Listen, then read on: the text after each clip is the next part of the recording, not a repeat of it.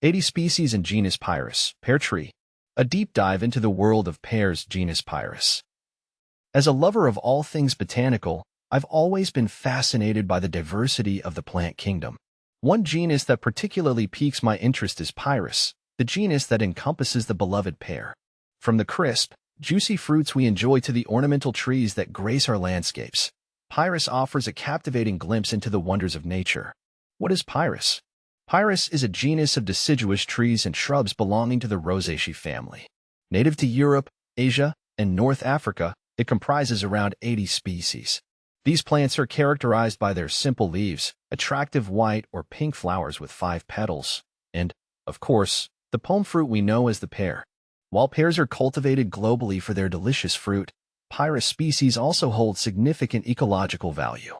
They provide food and habitat for various wildlife, including birds, insects, and mammals. Moreover, their beautiful blossoms contribute to the aesthetic appeal of natural landscapes and gardens. A look at Pyrus species. The genus Pyrus boasts a diverse array of species, each with its unique characteristics and uses. See full list at monsteraholic.com. What does a pear tree look like? I've always loved the look of pear trees.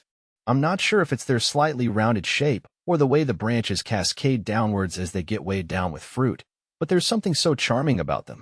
The leaves have a lovely glossy green color, and there's a certain grace to the way they move in the wind. But the springtime is definitely the best part. The whole tree becomes covered in delicate, white blossoms, and the air fills with the most beautiful, sweet fragrance. How to prune a pear tree? I'll be honest, pruning my pear tree is still something I'm getting the hang of. It always feels a bit intimidating to start, but I've learned that the best time is in late winter or early spring when the tree is still dormant. The main goal is to open up the canopy to let in more light and air, which helps with fruit production and disease prevention.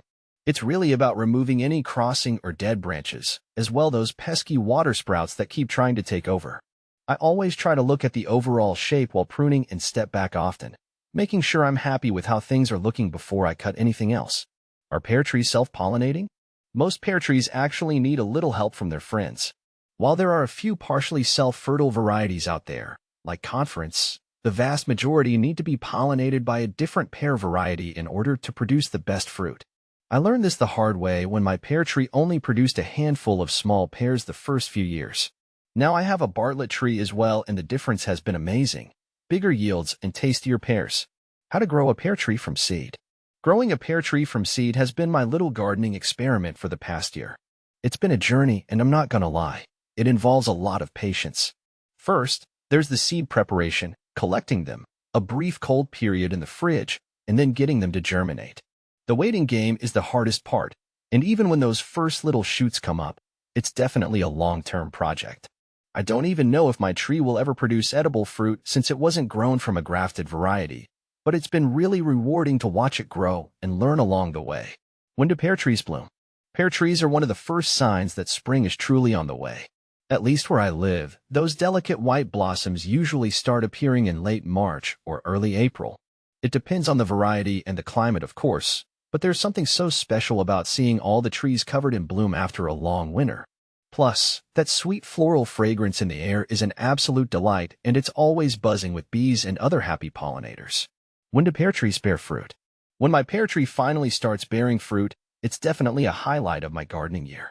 The timing depends on the variety. Some ripen in late summer, while others take their time and don't come into their own until fall. I've got a Bartlett, so mine usually start getting plump and juicy around late August or early September. It's really exciting checking on the tree each day, watching those pears change color and testing their ripeness. Nothing beats the flavor of a fresh, sun-warmed pear picked straight from your own tree. How big does a pear tree get? Pear trees can get surprisingly big, which I learned the hard way. When I first planted mine, I envisioned this cute little tree that would fit nicely in my backyard.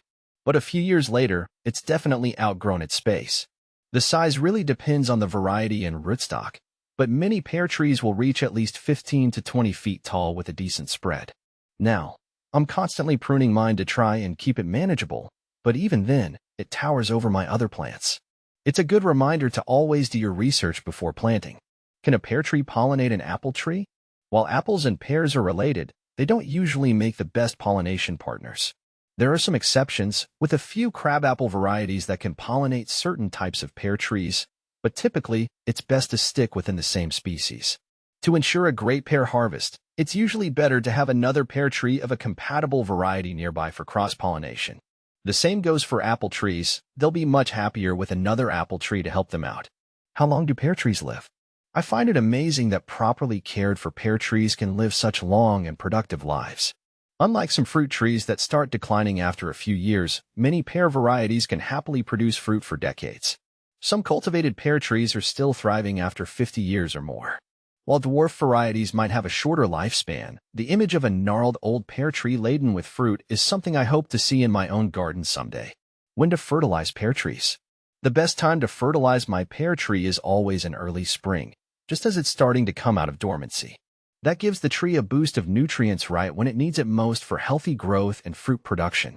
I opt for a balanced fertilizer and always check those instructions closely. You don't want to overdo it. Sometimes, if my pears seem small in previous years, I might do a light fertilizing session in the summer as well, but usually, that springtime feeding does the trick. The importance of Pyrus. Beyond its culinary and ornamental value, Pyrus plays a crucial role in various ecosystems.